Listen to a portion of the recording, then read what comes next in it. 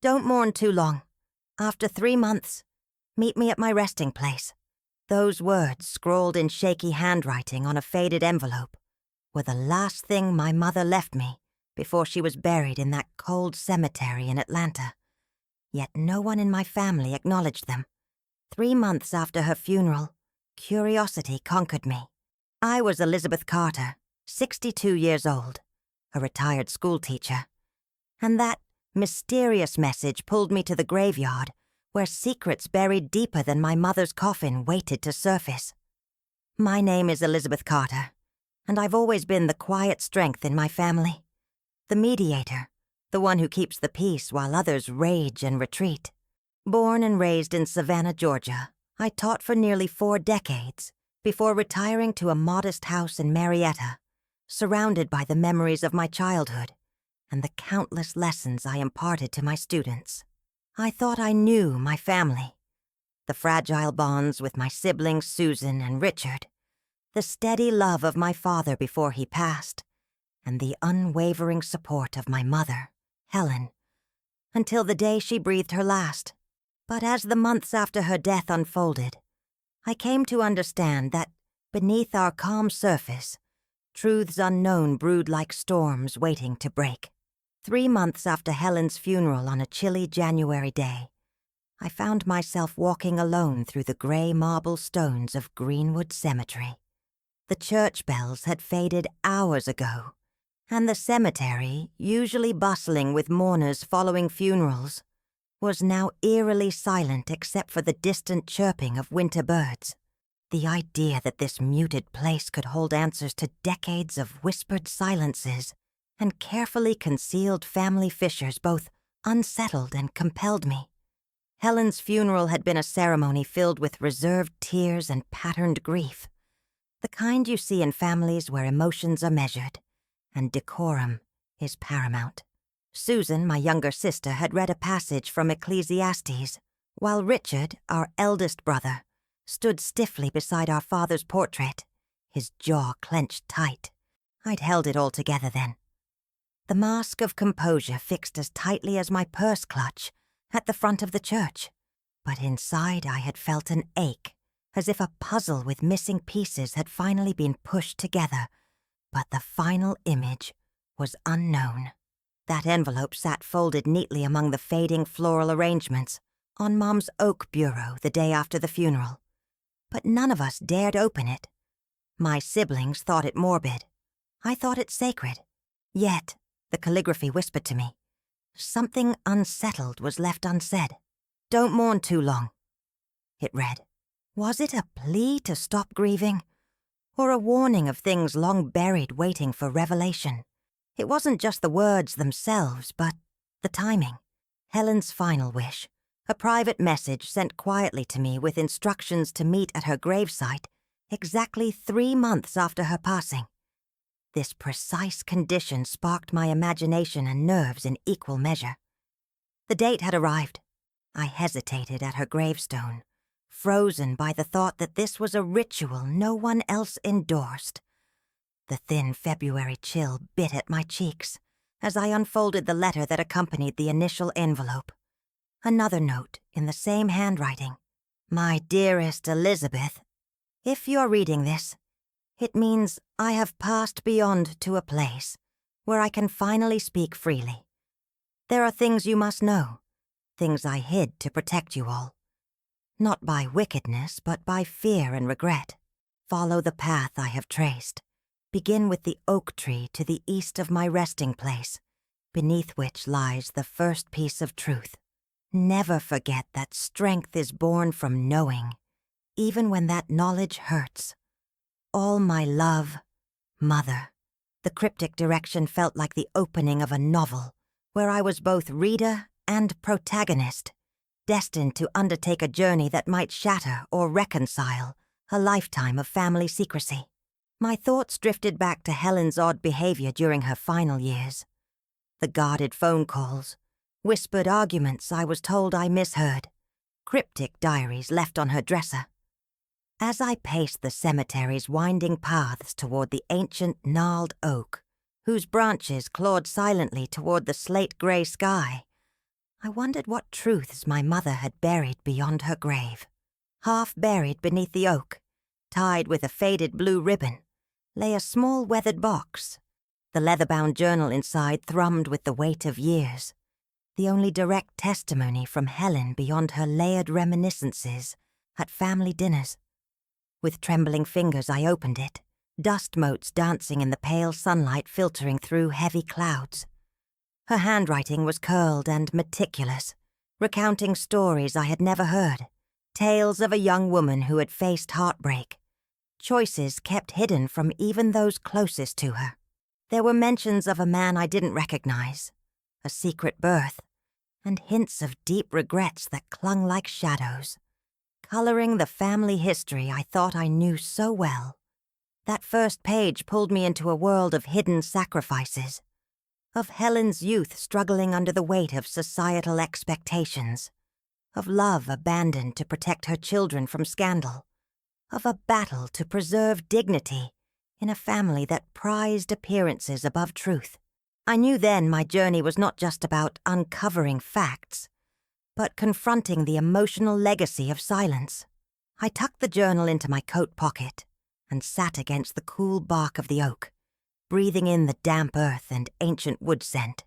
The quiet of the graveyard felt less final and more like the pause before revelation, the beginning of a new chapter not only for my family, but for myself. The days ahead promised confrontation, reflection, and a reckoning with the past I was only beginning to understand.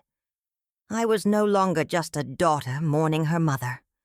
I was an investigator of the heart, poised to uncover what lay hidden beneath decades of dutiful smiles and unsaid words, determined to reclaim our story from the silence. And with the journal in my hand, and resolve hardened like the granite stones surrounding me, I began walking toward that dark unknown, ready to face whatever awaited. The following days pulled me deeper into a maze of memories, whispered conversations, and dusty family archives I'd never dared to sift through before. The first discovery, my mother's leather-bound journal, was both a key and a Pandora's box. I read it in stolen moments, late nights when the house was dark and quiet. The revelations weren't simple. They were tangled with decades of fear, shame, and unsaid truths that only a woman like Helen, steadfast and cautious, could have guarded with such tenacity. Helen wrote of a youthful love named James Whitaker, a man I'd never heard of, from Memphis, Tennessee. She described him as kind and passionate, but tragically restrained by circumstances neither of them could control. In the early 1960s, before marrying my father, Helen had given birth to a son, a boy she named Daniel, whom she had to give up for adoption due to family pressures and her own fragile health. Her words painted raw, poignant images of heartbreak and loss, the kind that carve permanence into a soul, but remain hidden beneath layers of resilience.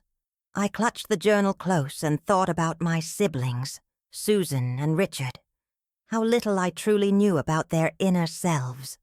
Over the decades, we'd built a family narrative around our parents' marriage, around the shared holidays and quiet dinners in our Atlanta home. But Helen's secret child, it was a fissure that cracked that narrative profoundly. Alarmed and curious, I began piecing together discrete clues my mother had embedded in everyday life that now emerged as markers to a submerged truth. A photograph tucked behind the mirror in the guest bedroom showed a young Helen with a solemn-looking baby boy. That couldn't have been Richard or me. And an unfamiliar man whose face was obscured in the flickering light. A letter addressed to Helen marked "Confidential" and dated 1965, among yellowed newspaper clippings, reported a community adoption fair in Memphis, the heart of where we now knew her secret story had begun. The next logical step was exploring public records. I learned that adoption records in Tennessee, especially from that era, were often sealed. Still, there were court documents available through the county courthouse in Memphis County that hinted at a formal relinquishment of parental rights matching Helen's Social Security number and the approximate birth date of this lost child. With cautious hope, I reached out to a professional genealogist and legal consultant, Sarah Mitchell, based in Nashville, specializing in family heritage and adoption searches. Sarah explained that while many adoption records are sealed, there are avenues to request searches under specific circumstances, such as if the adoptive child, now an adult, wishes to reconnect, or if medical history disclosure is important. Since Helen's journal explicitly expressed a wish for us to search beyond the grave and to know that the past is not forever buried, I had grounds to start legal inquiries. Meanwhile, I preserved the sanctity of my home, carefully cataloging every photograph, every letter, every diary entry connected to Helen's hidden narrative.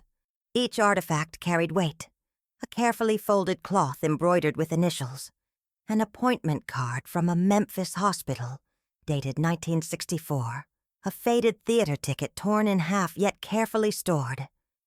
These were all breadcrumbs leading me closer to a family secret some wanted to keep buried. But the quest for knowledge wasn't without cost. Susan, my sister, was skeptical, demanding I leave the past alone to preserve family peace.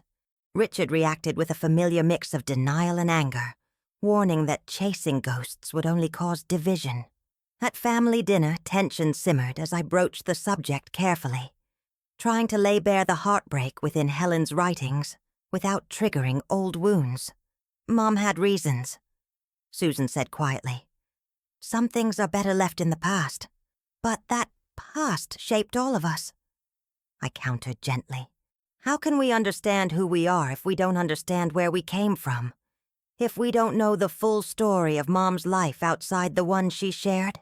Richard slammed his fork down as if the debate were a battlefield he must not lose. "You're stirring up pain that will ruin what little peace we have left." Their reactions only strengthened my resolve. Helen's last request was a summons, a prompt to uncover not just hidden truths, but healing buried beneath decades of silence. It was not just curiosity that drove me forward, but a deep yearning for justice, dignity, and connection. Not just for myself, but for the next generation. In parallel, I reached out to Barbara Williams, Helen's longtime friend and confidant, now in her early 80s. Barbara's memories, though blurred by age, provided invaluable context. She spoke of Helen's youth in Memphis, her passionate but tragic love affair, and of clandestine meetings that hinted at plans to protect a child nobody else in the family knew existed. Barbara's voice would tremble as she recalled moments of hushed conversation. She loved that boy more than anyone could know. But society wasn't kind to women like her. She sacrificed everything to keep us safe. Between Barbara's oral history, Helen's journals, and legal research, I began assembling a tapestry revealing a woman far more complex and courageous than the quiet matriarch I thought I knew. The search for the adopted son became both a legal challenge and an emotional journey. Records indicated that a Daniel Thompson was adopted by a couple in Birmingham, Alabama, only 200 miles from our family home, close enough that unintentional encounters were plausible. I hesitated to reach out directly, mindful of the outsider effect. I asked Sarah Mitchell to send a respectful inquiry letter explaining the family connection, quoting Helen's own words, and emphasizing a desire for healing and reunion rather than litigation or scandal. While waiting for a response, I faced restless nights haunted by questions. Was Daniel willing to know us? Did he harbor resentment for the abandonment? Did Helen's silence protect him or wound him? 3 months later, the letter arrived. Daniel, a rugged 52-year-old electrician married with 2 children, expressed cautious openness to meeting, curious about the history, and relieved to find family searching for him, not disowning him. I arranged to meet him discreetly at a cafe in Birmingham. The moment I saw him, taller than I imagined, with the same deep eyes as my mother, I knew this reunion was the beginning of unraveling not just secrets, but long-suppressed grief and the possibility of reconciliation. As Daniel reached for my hand and smiled with tentative warmth, I felt a heavy burden lift. Helen's last wish wasn't just a summons to uncover secrets, but a call to embrace family as it truly was, fractured but capable of healing. We sat together for hours, sharing stories, comparing memories, and slowly weaving a new narrative built not on shame but on courage, love, and the relentless pursuit of truth. That day marked the end of my silent investigation, and the beginning of a new chapter where past and present could finally coexist in honest embrace. With resolve renewed, I realized that, by honoring Helen's final wish, I'd reclaimed not only our family's story, but also my own voice, ready to tell it fully, with all its complexities and grace. The days following my reunion with Daniel Thompson in Birmingham became a delicate balance of hope and cautious steps. With his openness to connect, I understood this wasn't just about uncovering buried secrets anymore. It was about building trust, navigating decades of silence, and crafting a future where hidden truths could foster healing instead of division. I found myself shifting from silent investigator to thoughtful strategist, aware that every word, every action, could either bridge the gap or widen it irreparably. Back in Marietta, I gathered with my closest confidants, Susan and Richard, whose initial resistance to unearthing family secrets morphed into hesitant curiosity.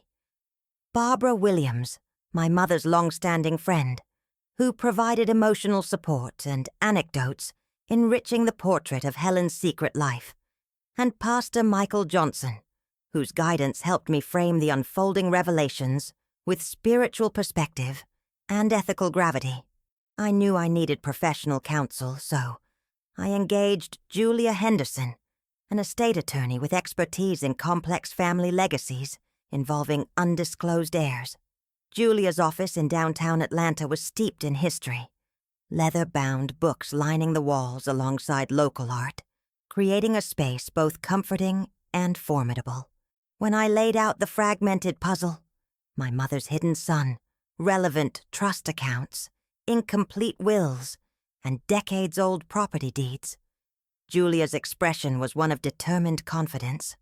The Carter estate, like many multi-generational holdings, is complicated by the fact that Helen's second son was neither legally acknowledged nor provided for in any formal documents, Julia explained. Legally speaking, Daniel has potential claims as a biological descendant, even if previously unrecognized. We must carefully review the wills, trust arrangements, and any statutory laws regarding posthumous claims to inheritance. Our goal will be to achieve equitable inclusion for Daniel without igniting family warfare. That phrase, equitable inclusion without family warfare, became our guiding principle. I was poised to act, but I also had to balance the fragile dynamics with Susan and Richard. Both had their doubts. Susan feared that resurfacing secrets would unravel the family image, painstakingly curated in social circles.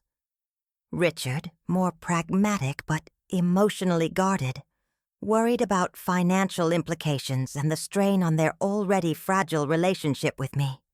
I organized a family meeting at our ancestral home in Marietta, scheduling it for the end of March 2024. Invitations were discreet, yet intentional. Susan, Richard, and their spouses would be there, along with Barbara, Pastor Michael, Julia Henderson, and myself. Daniel agreed to attend remotely via video call, appreciating that face-to-face interaction still felt too premature. For days, I prepared meticulously.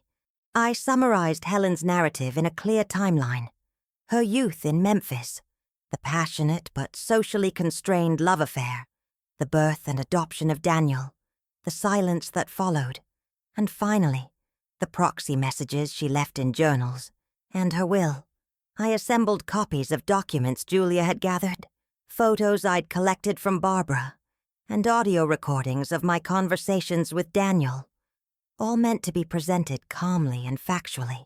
The night before, I sat alone late into the evening by the bay window of my guest room. The city's soft glow blended with the rustle of spring leaves outside. I scribbled in my notebook lines of questions I'd ask, statements I needed to make, and reflections on what it meant to expose long-concealed wounds for the sake of truth and justice. Was I prepared to withstand the inevitable backlash? Could I hold steady in the face of potential family estrangement, accusations of betrayal, even anger or denial? More than that, was I ready to acknowledge that this secret, this missing piece, would forever alter our shared history? Despite the gravity, a flicker of hope warmed me. Maybe this would bring us closer. Maybe knowing our extended family's full story would foster empathy instead of division. Maybe, finally, our legacy would be one of courage and honesty. On the morning of the meeting, Helen's oak tree stood tall and resolute in the backyard, a living monument to generations past. I touched its rough bark, promising myself I'd be just as steadfast. The family gathered in the formal sitting room, tension palpable but faces masking uncertainty gracefully. I began with acknowledgement. I invited you all because we owe it to Mom, to each other, to face truths long avoided. Secrets don't protect, they imprison. Tonight I ask us to break free together. Patricia Anderson had advised me to stay factual and empathetic, so I presented Helen's journal excerpts, reading aloud the passage describing her young love and the birth she'd concealed. I followed with Barbara's recollections, her voice unwavering as she confirmed parts of Helen's story that puzzled the family. Susan's eyes filled briefly with tears.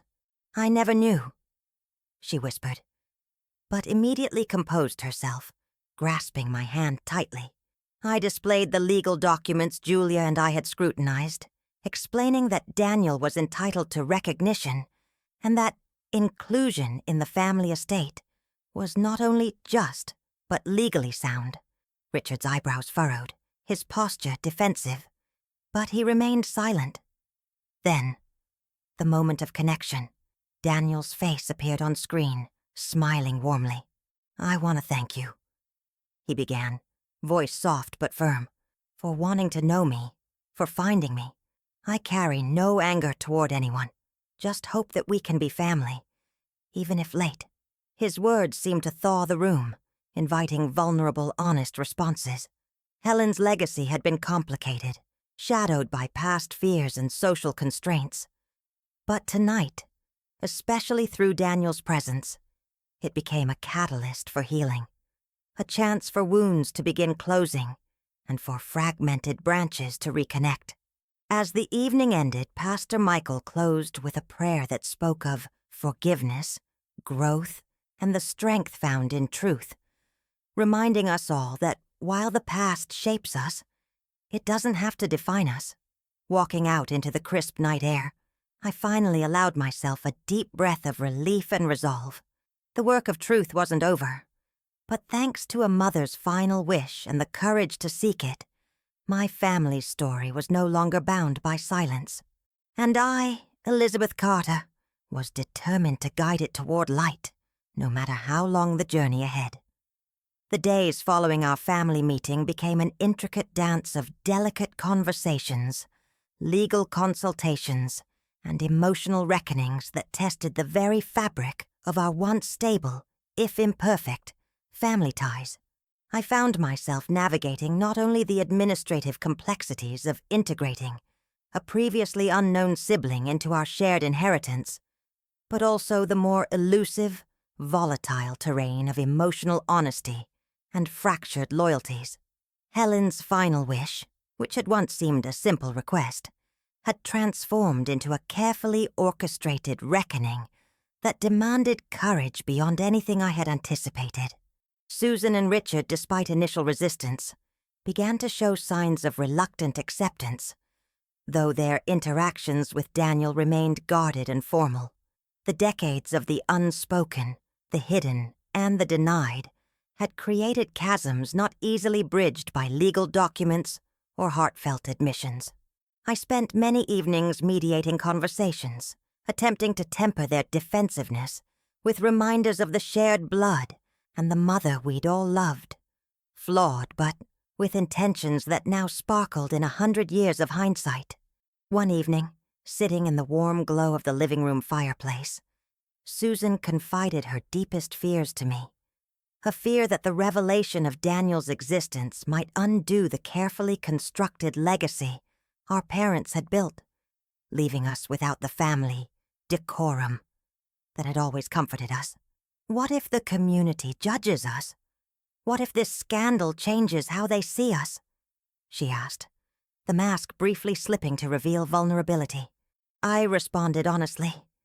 Susan, honesty can be uncomfortable, but living a lie is much worse. Mom wanted this to be known, not so the world would judge us, but so we could finally live free of the burden of secrecy. Our family's strength lies in facing truth, not hiding from it. Richard, more stoic, grappled with his own internal storm. As an accountant, he focused largely on the financial ramifications, the redistribution of assets valued in the millions, potential tax implications, and modifying estate plans to account for Daniel's rightful inclusion.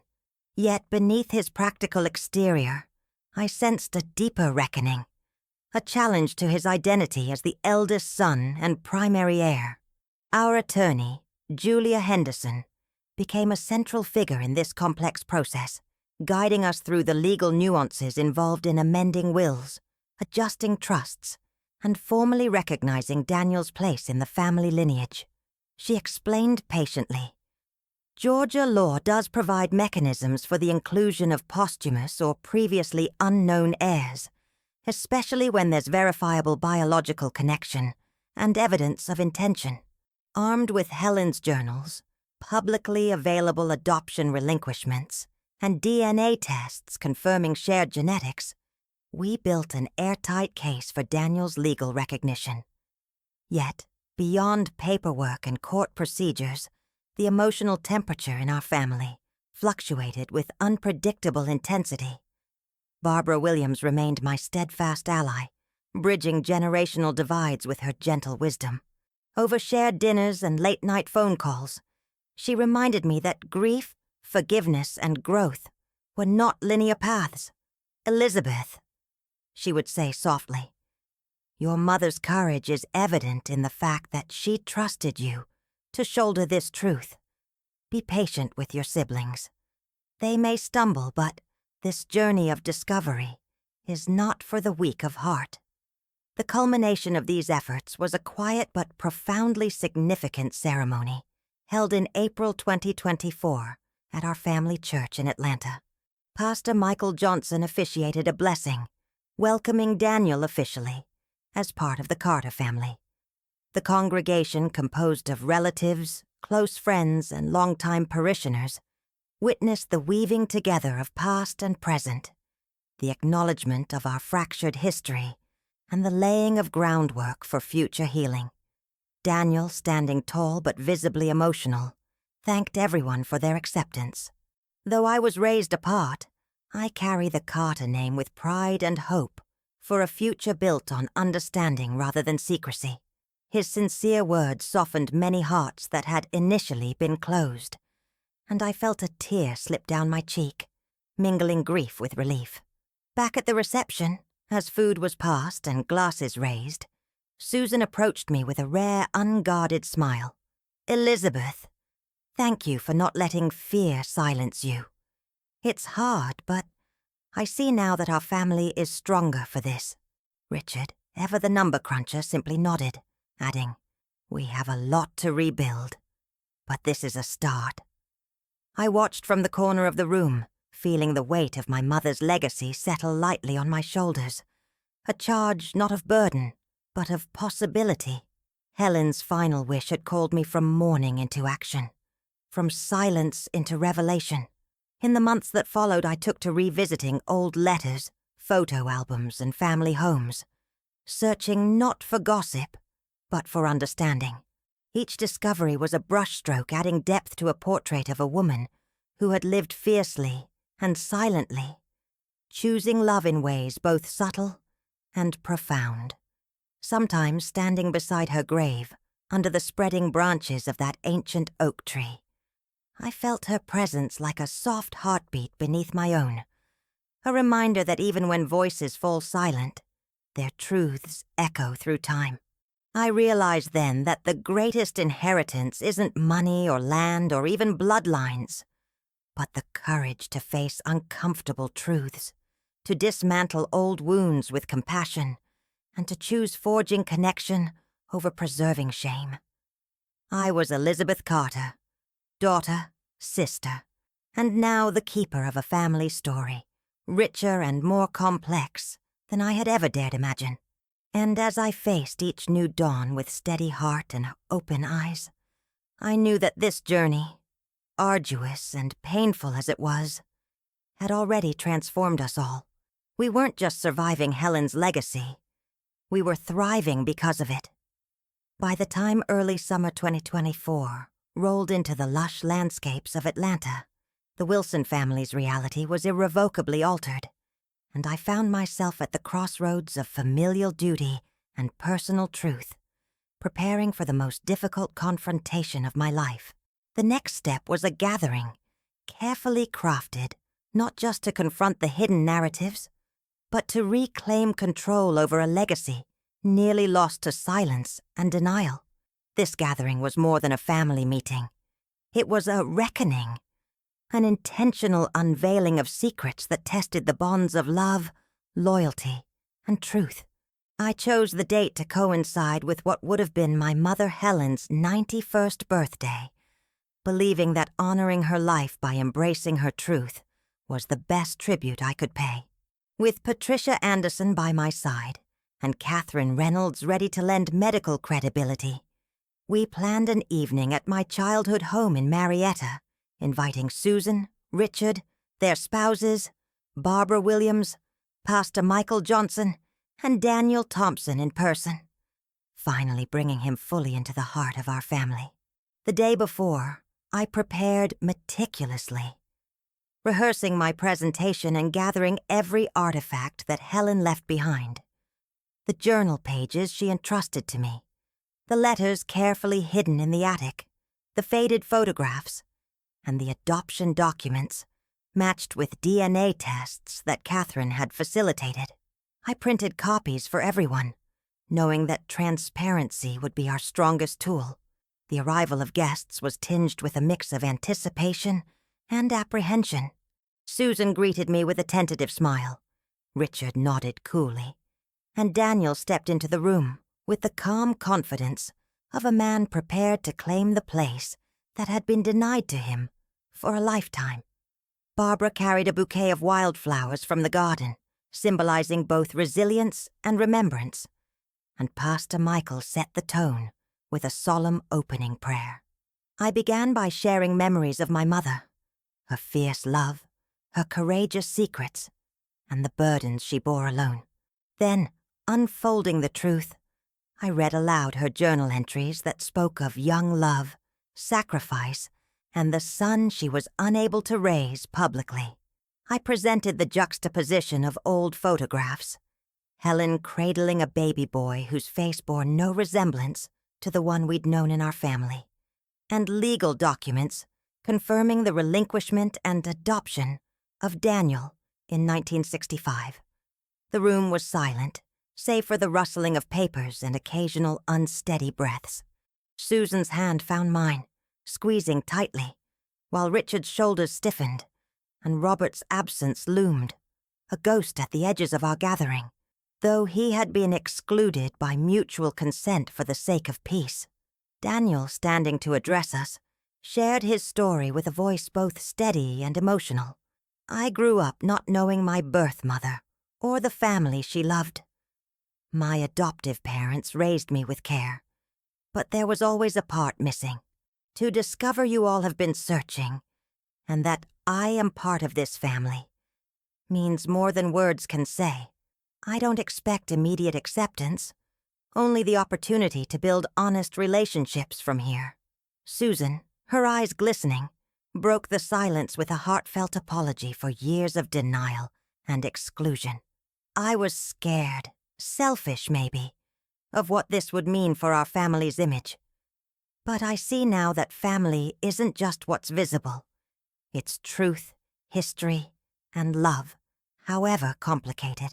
Richard took a more measured tone, asking practical questions about estate implications, custody of heirlooms, and plans for future holidays. His approach, though pragmatic, hinted at the slow dismantling of old resentments. Barbara recounted private conversations with Helen in her final years, confirming the mother's deep wish for us to know and to heal. Her voice trembled as she said, "Mom thought that if she could keep this secret until her last days, she could protect all of you. Now she's asking forgiveness for the silence and the pain." Pastor Michael offered spiritual perspective, reminding us of grace, redemption, and the bonds beyond blood that weave family together. The evening unfolded gently but firmly, the weight of unspoken wounds easing with every shared story, every tear shed, every tentative smile exchanged. Helen's legacy was no longer a secret, but a bridge that Daniel crossed, and that allowed us to step forward into a broader, more inclusive family. In the weeks that followed, we began the complex work of healing. Legal matters were addressed with care. The estate adjusted to honor Daniel's rights, without upending the lives of my siblings. Family gatherings included Daniel fully, tentative at first, but growing in warmth as old grievances softened. Susan and I co-organized a memorial for Helen that encompassed all parts of her life, public and private, celebrating her strength, her secrets, and her love. Friends from both Memphis and Atlanta gathered, sharing stories and shedding light on the woman who had shaped us, even in silence. What surprised me most was how this revelation reshaped my view, not only of my family, but of myself. Where I had once felt powerless, a victim of omission and secrecy, I now stood as the keeper of truth and catalyst for reconciliation. It was a mantle I took with solemn pride. On a quiet afternoon months later, I sat in Helen's sunlit garden with Daniel, sharing stories that spanned lifetimes and distances. As we laughed and cried, I realized that legacy is not just what's left behind in wills or words, but in the courage to confront the past and the grace to embrace the future. Helen's final wish had sent me to a graveyard, yes, but it also led me home, into a family redefined by honesty, forgiveness, and new beginnings. And in that, I found the deepest peace.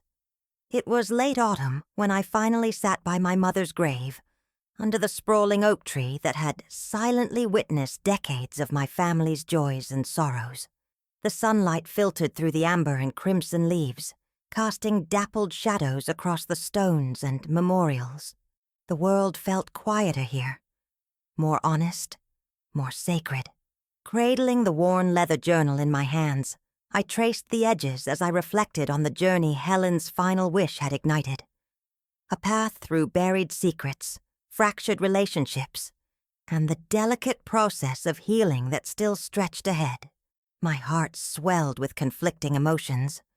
Grief for the years lost in silence, gratitude for the courage it took my mother to entrust me with her truths, and a profound sense of closure carved not from denial or forgetting, but from embracing the past in all its complexity. I thought about Elizabeth Carter, the woman I was as a daughter, the steady, introspective presence who once kept family secrets buried beneath layers of politeness and fear.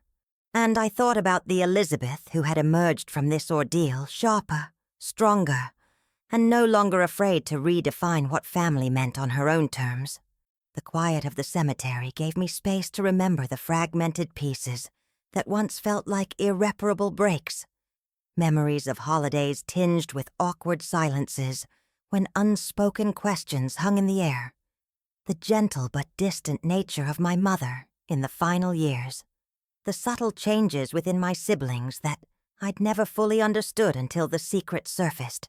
I recalled Susan's hesitant apologies, her tears offered with tentative openness after our confrontation, how Richard, practical and ever stoic, had come to accept the necessity of embracing Daniel, not as an intruder, but as an integral branch on our family tree. And most strikingly, I remembered Daniel himself, the warmth in his eyes despite years of absence, and the genuine goodwill he extended toward us, all strangers bound by blood, but separated by years and silence. Our lives had quietly reshaped themselves in the months since the revelation. Thanksgiving that year was spent in cautious harmony, the table around which we gathered now including Daniel and his family, tentative laughter replacing the tension that once dominated our encounters. A fragile but hopeful sense of unity had taken hold, nurtured through shared stories, honest conversations, and the slow rebuilding of trust. Professionally, I channeled my experience into creating a support network for women wrestling with family loss and secrets, offering guidance, empathy, and practical help to those navigating the tricky terrain I once trod alone. Sharing my story publicly, through speaking engagements and writing, had transformed private pain into collective hope. Yet for all the progress, I recognized that healing was a journey without a definitive endpoint. Some nights, memories still surfaced like ghosts, regrets unspoken, words left unsaid, the weight of years that no revelation could undo. But rather than shatter me, these moments deepened my resolve to live authentically, to love fiercely, and to protect the dignity of those I held dear. Standing beside my mother's resting place, I whispered a final promise, one not just to her, but to myself and my family. We will carry your courage forward. We will face truth without fear, rebuild love without illusions, and honor you by living fully and honestly. As I rose to leave the cemetery, the oak leaves rustled gently in the wind, a quiet affirmation that life, like family, was a cycle of holding on and letting go, of endings weaving into beginnings. And in this timeless dance, I found peace,